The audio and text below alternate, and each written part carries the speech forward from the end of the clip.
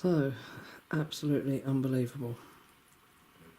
He has been fitting every 2 minutes for the last, 18 hours. He was drinking yesterday afternoon and evening, but refused to eat, so every time he had a fit, when he stopped gasping for breath, immediately after the fit, and was just breathing with this slightly open beak, I would push bits of whole corn down his throat, and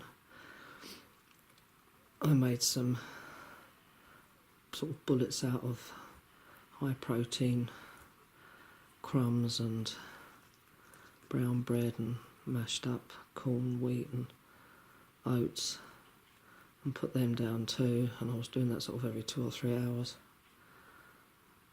And he would drink fairly well. I mean, he did have his yeah. Oh, that's, what a good noise. Yeah. Oh, he's a clever boy. Old Bob. Yeah, my Bob. What's that then? Can you hear? I can't hear much, but there we are. My hearing isn't as good as yours, obviously. Yeah, I gave him a mixture of natural yoghurt, a cat's claw, oregano, and nettle tea yesterday afternoon, and he drank that with great willingness. Whether that has turned him round or not, I don't know, but as I say, he was fitting yesterday evening all night, because I was sleeping down here last night,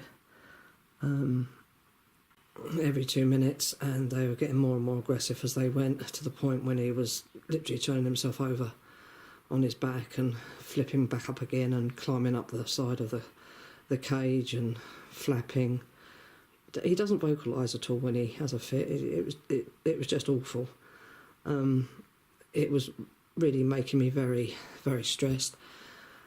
I kept trying to get him to drink, but of course they wouldn't drink and eat during the night, but he was very, very hot and obviously dehydrated, and I kept trying to get him to drink. He didn't want to drink anything. I gave him a drink first thing this morning. He had about 2 mouthfuls and that was it. He didn't want to know anymore.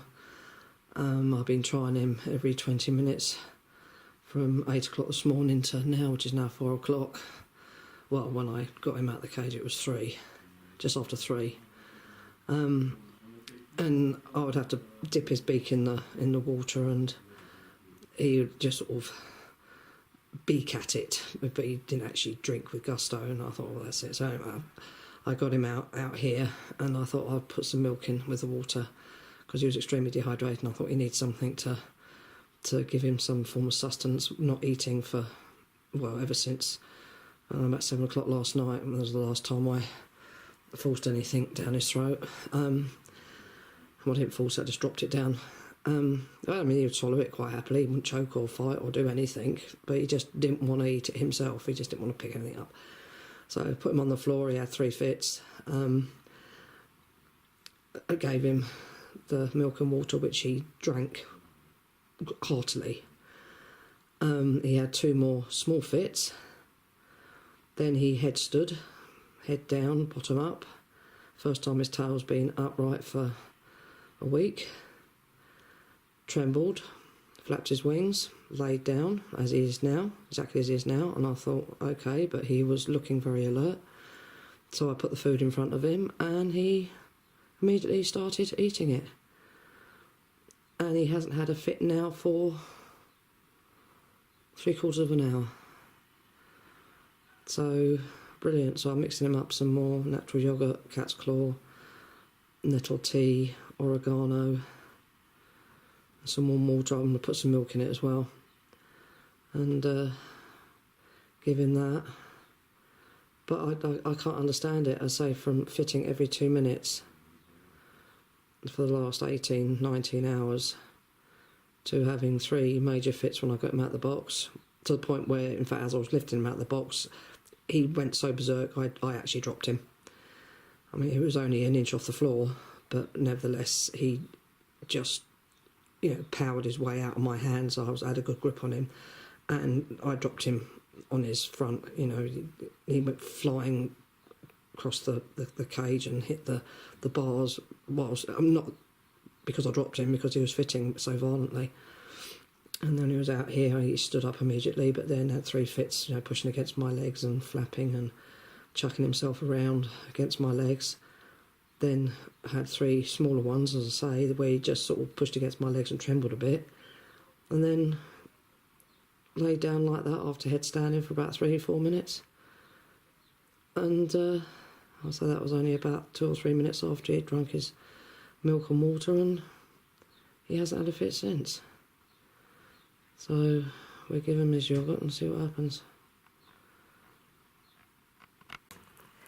He seems to like his yoghurt concoction. Oh, the light's just come on. Now it's gone off again.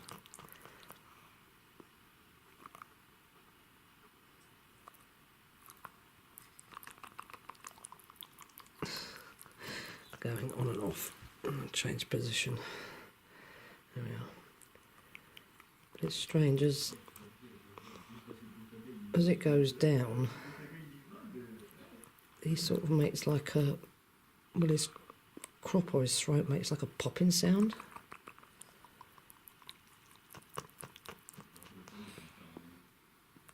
Pop. He breathes through his nose and it goes pop.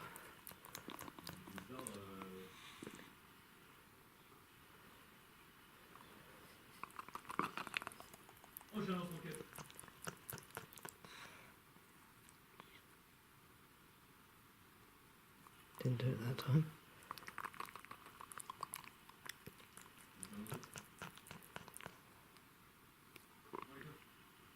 That was a gurgle. But when he fits, it sounds like his gizzard is not necessarily exploding, but as if it's full of fluid and gas, and the exertion that he puts into fitting and the fact that he stretches his legs and everything contracts, it's almost as if his gizzard's being squeezed, and so the fluid and the gas gets sort of squashed and moved around and doesn't actually come out. It just vibrates around within his abdomen. The most peculiar. And then as soon as he stops fitting or convulsing, it's more like a convulsion rather than a fit. It's certainly not a seizure. Well, I suppose a convulsion is a fit, isn't it? Then it completely stops. But when he drinks, if it just gurgles and goes down and sort of goes as it's going down, I know that wasn't a very good impression, then he doesn't fit. But if there's no sound, or there's a weird popping noise as it goes down, sort of like that sort of noise, then he fits. But this noise he makes breathing in or breathing out when he drinks. Oh, that's my son on the PlayStation. He's a pain in the neck. Oh, the light's come on again. It's gone off again. That's a stupid thing. I'll have to turn it off. It's obviously on auto. I'm wondering if it was some form of toxin that he ingested and it was messing up his digestion, and it was creating gases that were not only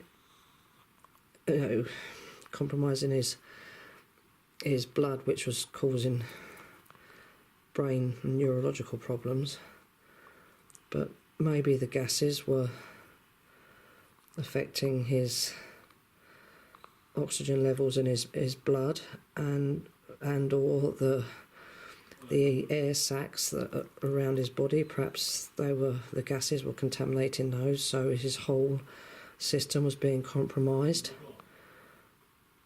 and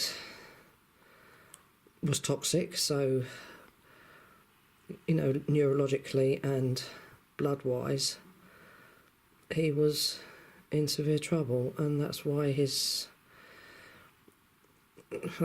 was convulsing and fitting, because everything was wrong. You know, he had toxins and gases in his body and in his blood that, from whatever it was he had ingested. Or, as I say, they've been out on their new patch for about 3 weeks now, so I'd have thought there was anything out there that was going to cause a problem,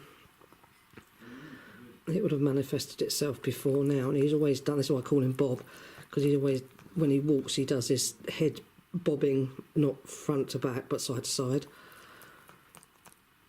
to the point where he can't even walk in a straight line sometimes. He sort of goes all over the place, but he's perfectly in coordination. You know, he's not having a moment. He's just I don't know, I've got a mare that does that as well. She walks along and she does her head sideways, and if you happen to be in the way, she knocks you out. Where she wangs her head from side to side. It's just stupid habit. But I don't know. What are you doing? You got your eyes open? Yeah. You've still got this very swollen wattle. That one is okay. That one isn't swollen. That's fine. But this one, it's all bruised and bat anyway. But you can see it's got a really bulbous, fluidy swelling there. Oh dear, it's so heavy. And there. That one's got bigger. That wasn't half as big as that last night. It's half that size. Certainly got bigger now though. And that stayed the same. Quite cold where the swelling is, quite hot where the swelling isn't.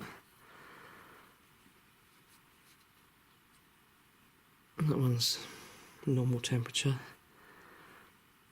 His comb's cold there, but really hot there. And the whole lot's flopping over now. You're in a bit of a state, aren't you, hey? Well, at least you're not fitting. He hasn't had a fit now for an hour. That's brilliant. Got to beat your record from the other night, 2 hours. Come on, you've got to finish this. It's good stuff. Because I know nettle's an antitoxin. Of course, natural yoghurt would... That's a good sound. That was it all going down, wasn't it? Because your little crop's been empty since 6 o'clock yesterday. Well, I gave you your last 15 bits of corn last night at 7 o'clock. You had 15 bits of corn. I've been giving him 10 or 15 bits, sort of every hour or so. And it was going straight down. It was good, because his crop, although didn't feel like sauerkraut, as I did have a smell about him which I didn't like. But it wasn't a sauerkraut smell. I don't know what sort of smell it was, but it was horrible. Rotten gizzard, or overhung gizzard. That's what it smelled like. It was not pleasant smell at all. I'm not squeamish by any stretch of imagination, except the smell of rotting gizzard. I can't stand that. Or rotting crop. That's disgusting. That's even more disgusting than gizzard. But it certainly wasn't crop. It was a gizzard smell. So, of course, natural yoghurt would get rid of any sauerkraut type thing or fungus thing. So if he did have toxins in his gizzard that were causing him a blood and oxygen level problem, causing brain problems and neurological problems, hence fitting, convulsing, then the natural yoghurt would actually neutralise that. The oregano, I don't know quite what oregano does, but I know it does all sorts of things. But nettle is certainly an antitoxin. Well, it's a detox. And it's quite a strong tea. I've made him. I've got 6 nettle heads, nice, fresh, green, young top shoots. You're not going to fit now, are you? No? Okay. And they've been soaking there for 3 days. I boiled them, obviously. Well, put boiling water on them and just squash them. And they've been fermenting now for 3 days, so they're quite strong, very strong in fact. And I've given him 6 mils of the nettle tea in this, and say the cat's claw to boost his immunity if he's got something else going on. But I wouldn't mind betting it's a toxic thing, either something that he's ingested or something that's happened internally which has created a toxic reaction or created toxins. So if my sunscreen's like that again, I swear I'm going to throw that PlayStation out the window. But so far so good, so I'm real pleased. I just hope this isn't the calm before the storm, i.e. the death.